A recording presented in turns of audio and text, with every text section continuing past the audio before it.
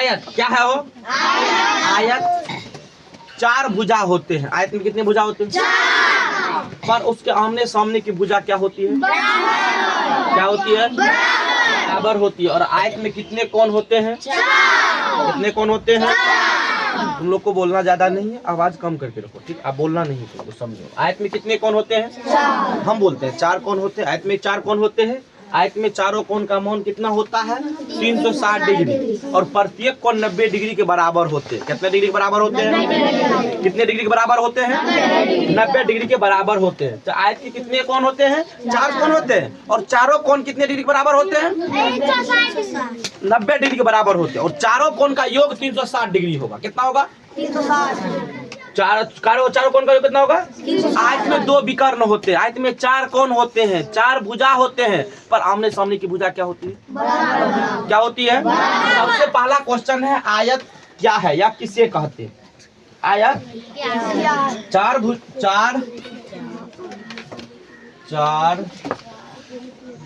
भुजाओं से घिरी आकृति। चार भुजाओं से घिरी आकृति जिसमें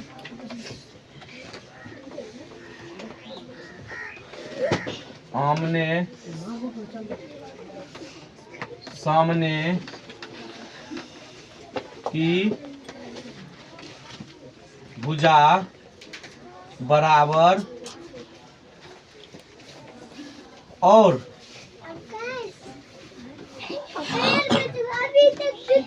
सभी कोण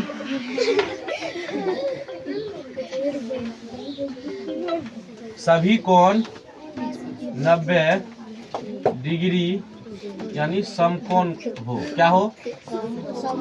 समकोण हो। उसे हम आयत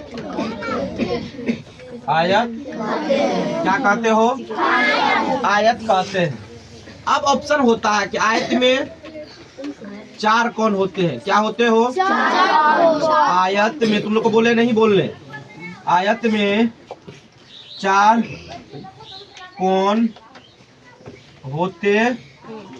कितने कोण होते हैं? और आयत का प्रत्येक कोण, आयत का प्रत्येक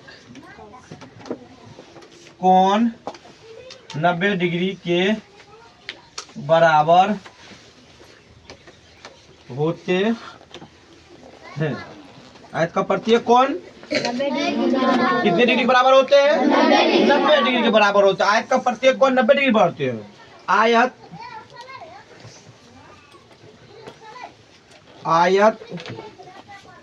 में दो विकर्ण होते हैं। कितने विकर्ण होते हो? आयत में कितने विकर्ण होते हैं? दो विकर्ण होते हैं। आयत के चारों कोण का योग 360 डिग्री होता है। कितना डिग्री होता हो? 360। आयत में चार भुजा होते हैं। क्या होते हो? ठीक। क्या कह रहा है? आयत किसे कहते हैं? आयत चार भुजाओं से घिरी आकृति जिसमें आमने सामने की भुजा और सभी कोण 90 डिग्री का होता है, उसे हम आयत कहते हैं। आयत के चार कोण होते हैं। आयत का प्रत्येक कोण 90 डिग्री के बराबर होते हैं। आयत में दो विकर्ण होते हैं। आयत के चारों कोण का योग 360 डिग्री होते हैं। और आयत के चार भुजा होते हैं। कितना डिग्री भुजा? आयत में कितने होते हैं? ठीक। अब क्या कर रहा है? अब क्वेश्चन कर रहा है यहाँ। अब आयत का क्षेत्रफल सूत्र आता है, क्या होता हो? पहले आयत और इसमें ऑप्शन दे दो। आयत में लंबाई एवं चौड़ाई होते हैं। क्या होते हो? और क्या होते हो? आयत में लंबाई एवं चौड़ाई होते हैं। अब क्वेश्चन बनता है आयत का क्षेत्रफल। आयत क्षेत्रफल बराबर, आयत का क्षेत्रफल बराबर होता है लंबाई गुना क्या होता हो, चौड़ाई। अभी स्कूल में इसको क्या कहते हो, एल गुना बी। इंग्लिश में क्या कहते हो, एल से लंबाई, बी से चौड़ाई। अब आयत का